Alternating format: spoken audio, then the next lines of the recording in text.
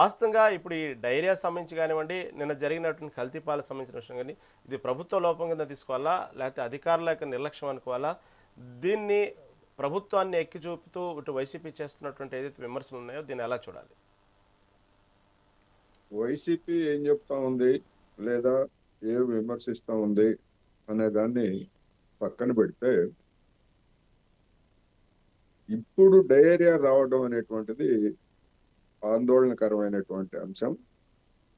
యంత్రాంగం యొక్క బాధ్యత రాహిత్యం అనేటువంటిది స్పష్టంగా కనిపిస్తూ ఉంది. వర్షాలు పడినప్పుడు లేకపోతే వరదలు వచ్చినప్పుడు నీరు కలుషితం కావడం, లేకపోతే అలాంటి సమయాల్లో డయేరియా లాంటివి వ్యాపించడం సహజం.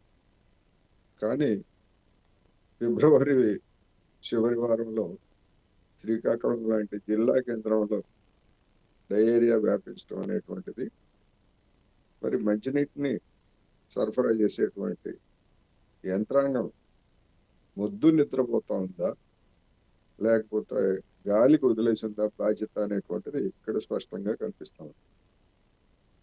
2024లో విజయనగరం జిల్లాలో ఒక గ్రామంలోను, 2-3 గ్రామాల్లోను, పరిసర గ్రామాల్లో ఇదే విధమైనటువంటి నీటి కాలుష్యంతో అప్పుడు 7 మంది చనిపోయారు. మరి నిజానికి రాజమండ్రి శివార్లు కావచ్చు, లేదా రాజమండ్రి పట్టణంలోని ఒక ప్రాంతంలో కల్తీ పాల సరఫరా అనేటువంటిది ఒక కొత్త పరిణామం. మరి అనుమతి లేని డైరీని నిర్వహిస్తున్నారని చెప్పేసి ఇప్పుడు మీడియాలో వార్తలు వచ్చాయి. అది నిజమో కాదో తెలియదు. ఒకవేళ అదే కనుక నిజమయ్యేట్లయితే మరి యంత్రాంగం ఏం చేస్తా ఉంది అనేటువంటిది సమస్య. నెల్లూరు జిల్లాలో చూసాం, గంజాయి బ్యాచి ఏ విధంగా రెచ్చిపోతా ఉందో, ఆ గంజాయి బ్యాచి గురించి అధికార యంత్రాంగానికి ఎన్ని ఫిర్యాదులు చేసినా పట్టించుకోని కారణంగా అక్కడ సిపిఎం కార్యకర్తని గంజాయి బ్యాచ్ ఏ విధంగా హత్య చేసిందో చూసాం. ఇట్లాంటివన్నీ అక్కడక్కడ ఒక్కో జిల్లాలో ఒక్కొక్క ప్రాంతంలో ఇది జరిగినప్పటికీ, ఇవన్నీ కానీ వీటన్నిటిని గుదిగుచ్చి చూస్తే అధికార యంత్రాంగం పాలకులకు భజన చేయడానికి కేంద్రీకృతం అవుతా ఉంది తప్ప ఇలాంటి సమస్యల్ని పట్టించుకోవడం వదిలేసింది అనేటువంటిది స్పష్టంగా కనిపిస్తూ ఉంది. మరి ఏం సమాధానం చెప్తారు అధికార పార్టీ లేదా ప్రభుత్వ యంత్రాంగం ఈ నిర్లక్ష్యాన్ని గురించి అనేటువంటిది సమస్య. అందుకని వైసీపీ మీద మీ హయాంలో జరగలేదా, లేకపోతే మీరు అప్పుడు ఏం చేశారు, మీరు ఇప్పుడు ఏం చేశారు అని వైసీపీని విమర్శించవచ్చు, నేనేం తప్పుపట్టిన. కానీ అప్పుడేం జరిగిందా ఇప్పుడేం జరిగిందనేది కాదు.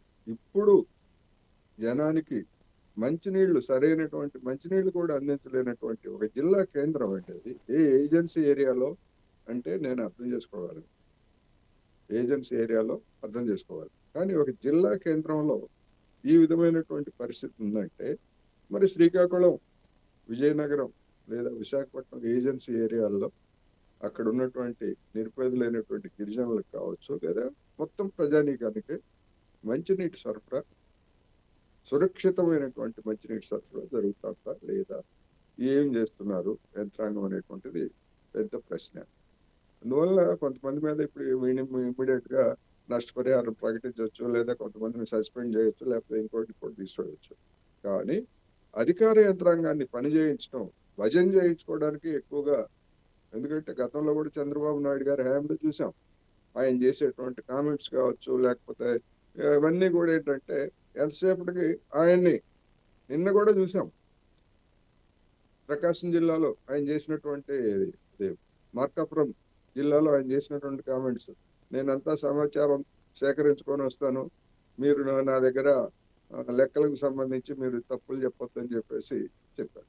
ఆ విధంగా ఉన్నప్పుడు అధికార యంత్రాంగం అంతా ఎంతసేపు ముఖ్యమంత్రిని లేకపోతే మంత్రుల్ని, ఇతరుల్ని వీళ్ళ యొక్క ప్రసన్నం చేసుకోవడానికి కేంద్రీకరిస్తారు తప్ప అసలు విషయాలను పట్టించుకోరు అనేటువంటిది గతంలో జరిగింది. ఇప్పుడు కూడా అదే పునరావృతం అవుతా ఉంది అనేది నా అభిప్రాయం.